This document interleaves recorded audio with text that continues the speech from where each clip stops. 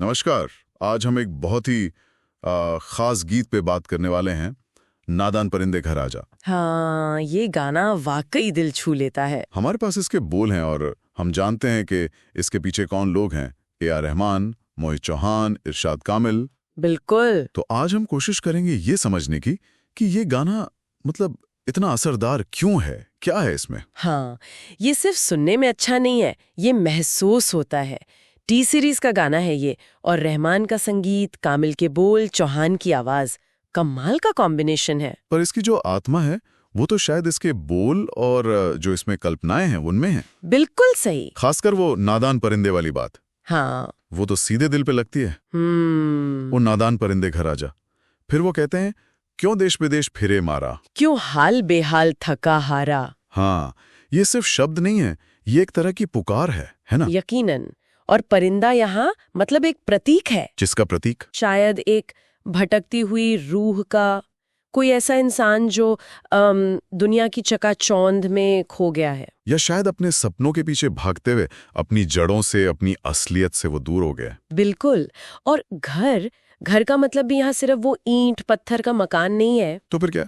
हो सकता है मन की शांति हो, या शायद कोई आध्यात्मिक ठिकाना जहाँ आत्मा को सुकून मिले। अच्छा, जैसे रॉकस्टार फिल्म में भी था, है ना, जनार्दन का किरदार, शोहरत के बाद की उसकी वो अंदरूनी कश्मकश। हाँ बिल्कुल, ये गाना उस किरदार की यात्रा से बहुत गहराई से जुड़ता है। और गाने में जो दर्द और थकान का जिक्र है वो भी बहुत महसूस होता है। कौन सी लाइन है? जैसे वो 100 दर्द बदन पे फैले हैं और हर कर्म के कपड़े मैले हैं।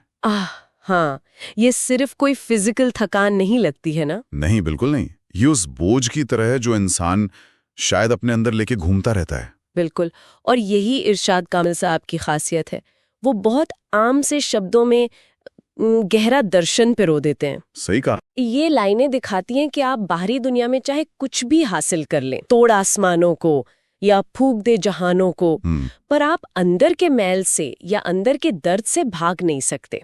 खुद से न बच पाएगा तू, अपने ही घर आएगा तू। हाँ, ये एक तरह से सूफी सोच की तरफ भी इशारा है कि बाहरी दुनिया तो एक, क्या कहते हैं, भ्रम जैसी है, असल यात्रा तो अंदर की है। और इस पूरी यात्रा में, इस एहसास में संगीत का क्या रोल है? रहमान साहब का संगीत वो सिर्फ बैकग्राउंड नहीं है। नहीं, बिल्कुल नहीं। बहुत अच्छा पॉइंट है ये।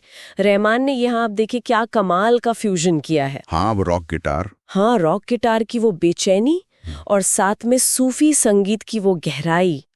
ये संगीत उस अंदरूनी टकराव को, उस कश्मकश को आवाज देता है जिसकी बात आप बोल रहे हैं। और मोहित चौहान की आवाज, उसमें भी एक अजीब सा कच्चापन है, एक दर्द है। बिल्कुल, वो आवाज उस नादान परिंदे की तड़प को एकदम उभार देती है।